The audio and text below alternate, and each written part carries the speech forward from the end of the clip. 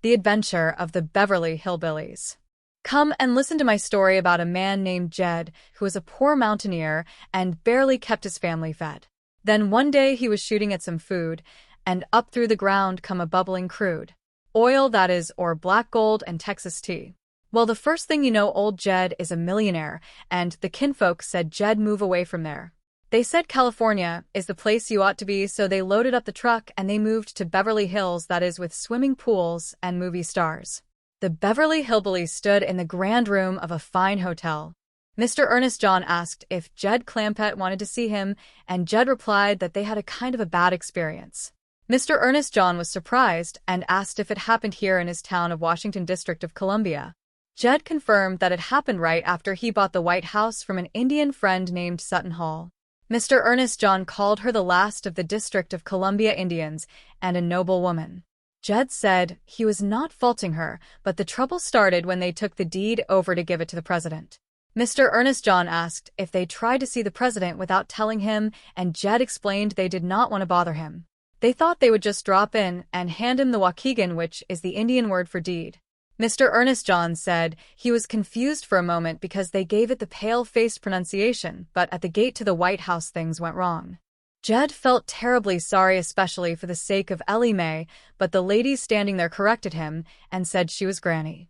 Mr. Ernest John apologized and said he did it again because it was very confusing since they both looked so young and radiant. Granny said she did not feel young and radiant because, when they tried to see the president, they were taken to a place called a psycho ward. Mr. Ernest John told them never to worry because that is a place reserved for very important visitors like themselves. Jed recollected that the people there thought they came from a foreign country called Paranoid. Granny added that they were called paranoics or schizophrenics based on how they looked and acted. Mr. Ernest John called it a natural mistake because there are many of them here in Washington. Jed wondered why the president would not see them after he laid out $1 million to buy the White House for him. Mr. Ernest John promised to go to the White House right now and speak to the chief. Granny told him to tell the president and his missus that they would like to be invited for victuals in the gold room. Mr. Ernest John promised to do that and said the First Lady would be very relieved. Jed and Granny were impressed to hear the president's wife called the First Lady. In another room, a woman asked where her partner was while she was trying to scrape off Indian paint so they could blow top. The man named Shifty told her that he had the Clampetts convinced that she owned the entire District of Columbia. He had only sold them one little parcel, which was the White House, but he wanted to get another $1 million for the Capitol building and the Washington Monument, and even Independence Hall, which was in Philadelphia. Shifty told her to put the paint back on because they were sitting hot while the others were sitting dunks. The woman told Shifty to be sensible and suggested taking the $2 million they already had to fly to Guatemala. Shifty asked what was in Guatemala, and she said it would be just them and the $2 million. Shifty agreed to split the money, but wanted to get $2 million more first. He told her to have a little faith because they would be in Clover, but she feared they would be in Leavenworth prison.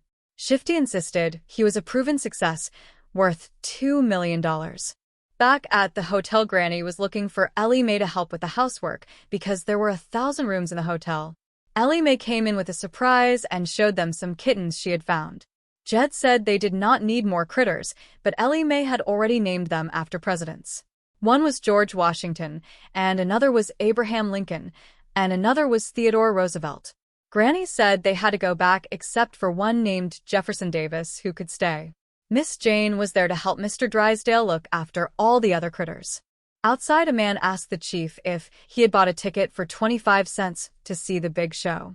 The chief was told it was Ellie's animals, and the man was making money by charging children to see a fearless leopard woman fight a full-grown mountain lion with her bare hands.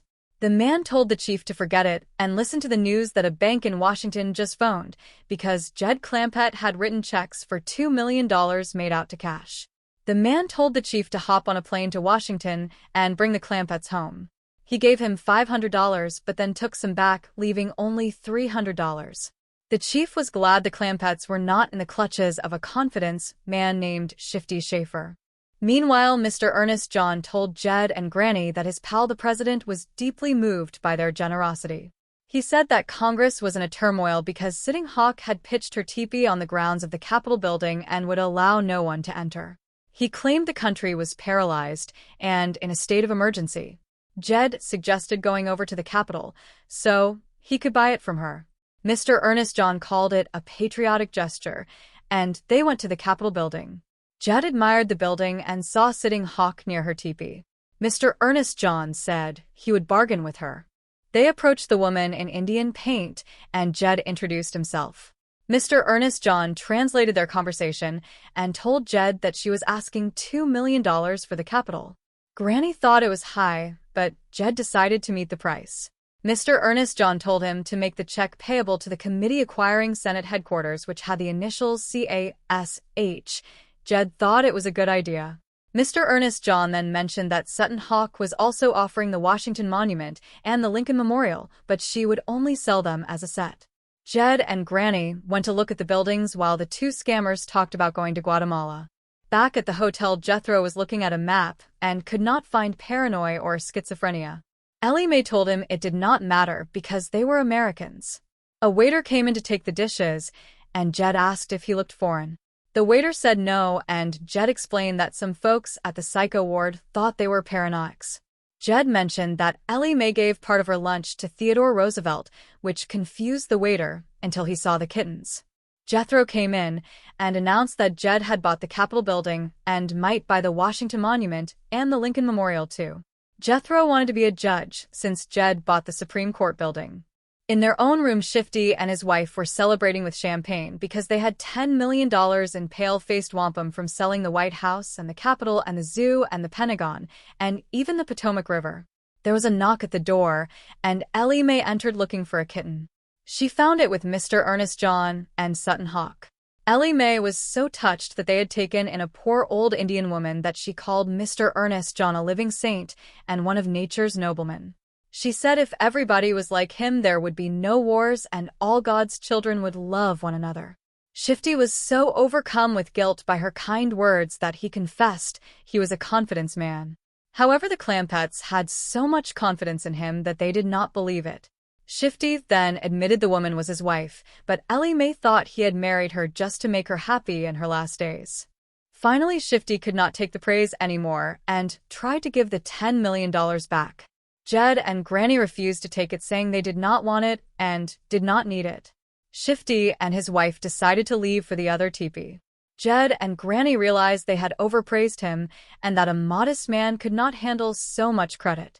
It was time to say goodbye to Jed and all his kin, and they thanked the folks for dropping in. They invited everyone back next week to have a heaping helping of their hospitality in Beverly Hills with swimming pools and movie stars.